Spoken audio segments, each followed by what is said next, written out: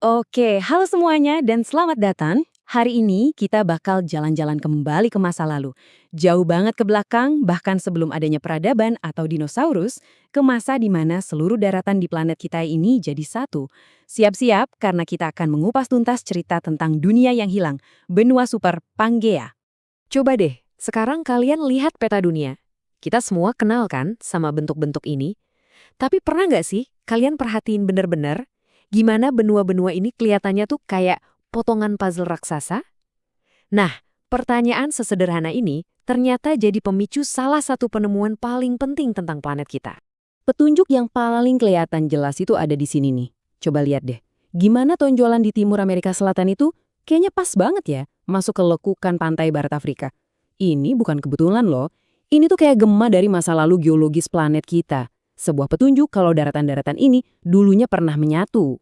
Nah, disinilah muncul tokoh utama kita, Alfred Wegener. Dan yang unik, dia ini bukan ahli geologi loh, tapi ahli meteorologi. Jadi di awal tahun 1900-an, dia ngajuin sebuah ide yang, wah, radikal banget. Saking radikalnya, komunitas ilmuwan waktu itu nganggap dia, ya gila. Semuanya berawal dari pertanyaan ini. Di bukunya tahun 1915, The Origin of Continents and Oceans, Wegener nggak cuma nanya, tapi dia langsung ngasih usul soal adanya satu superbenua tunggal yang dia sebut Urkontinen atau benua purba. Jadi, idenya Wegener ini disebut pergeseran benua. Konsepnya, daratan raksasa ini geser-geser nyebrangin lautan. Tapi teori yang dipegang waktu itu beda banget. Mereka percaya adanya jembatan darat yang terus tenggelam. Jadi ya bisa ditebak, ide Wegener ditolak mentah-mentah. Kenapa? Karena dia nggak bisa jawab satu pertanyaan penting. Emangnya kekuatan apa yang sedahsyat itu sampai bisa mindahin seluruh benua? Sayangnya, Wegener meninggal sebelum teorinya diakui. Tapi beberapa dekade setelahnya, bukti-bukti mulai bermunculan. Dan bukti-buktinya ini kuat banget, meyakinkan banget sampai gak bisa diabaikan lagi. Nah, kisah detektif geologis ini akhirnya mulai terungkap. Oke, jadi ada 3 kategori bukti utama yang akhirnya ngebuktiin kalau Wegener itu benar. Anggap aja ini kayak 3 petunjuk utama yang ditemuin di TKP planet kita yang semuanya nunjuk ke satu tersangka, Pangea. Yuk kita bedah satu persatu. Petunjuk pertama, fosil.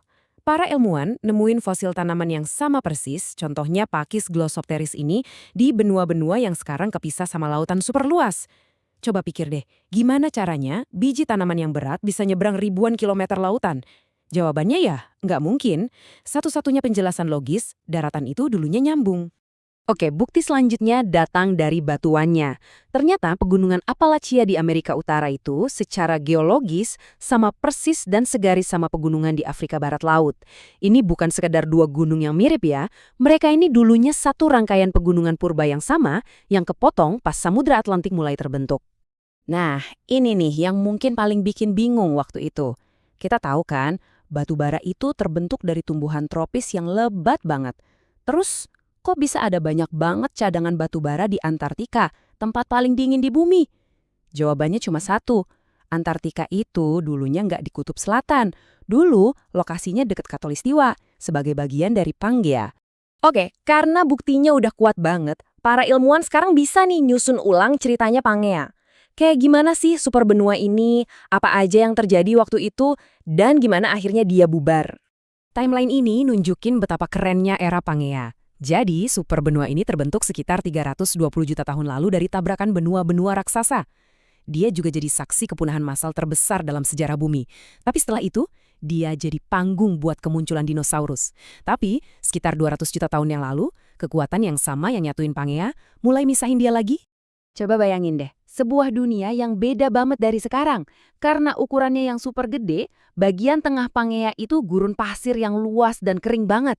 Pemanasan dan pendinginan di daratan raksasa ini bikin perbedaan tekanan udara yang ekstrim, yang akhirnya nyiptain badai muson raksasa yang disebut mega monsoon.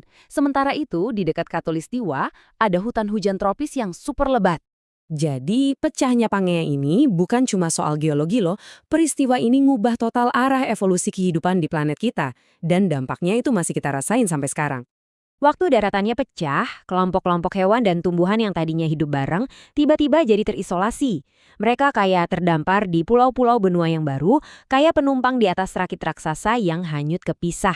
Dan mereka harus berhadapan sama lingkungan yang benar-benar baru. Nah, dalam biologi, proses ini ada namanya spesiasi alopatrik. Gampangnya gini, kalau satu populasi kepisah secara geografis, lama-lama mereka akan berevolusi sendiri-sendiri. Jutaan tahun kemudian, perbedaan-perbedaan kecil ini makin numpuk, sampai akhirnya mereka jadi spesies yang sama sekali baru. Mau contoh paling gampang? Lihat aja Australia. Kenapa sih di sana banyak banget hewan berkantung atau marsupial kayak kanguru dan koala? Ya karena benua itu misah dari Pangea lebih awal dan jadi terisolasi. Ini bikin mamalia-mamalia unik ini bisa berevolusi tanpa saingan dari mamalia berplasenta yang dominan di tempat lain. Dan ceritanya belum selesai. Proses yang misahin Pangea itu nggak berhenti loh. Itu terjadi sekarang juga, persis di bawah kaki kita. Lempeng tektonik itu terus bergerak, Australia pelan-pelan nabrak Asia, dan di Afrika Timur sebuah lautan baru lagi proses terbentuk karena benuanya mulai retak. Ini ngebawa kita ke suatu pertanyaan terakhir yang bikin mikir. Para ahli geologi ngeprediksi siklus ini bakal terus berlanjut. Benua-benua ini akhirnya bakal nyatu lagi, ngebentuk super benua baru di masa depan yang jauh. Pergerakan lempeng tektonik ini kayak detak jantung planet kita. Lambat, tapi nggak pernah berhenti, terus-menerus ngebentuk ulang dunia kita. Jadi pertanyaannya adalah, bakal kayak gimana ya bumi di masa depan nanti?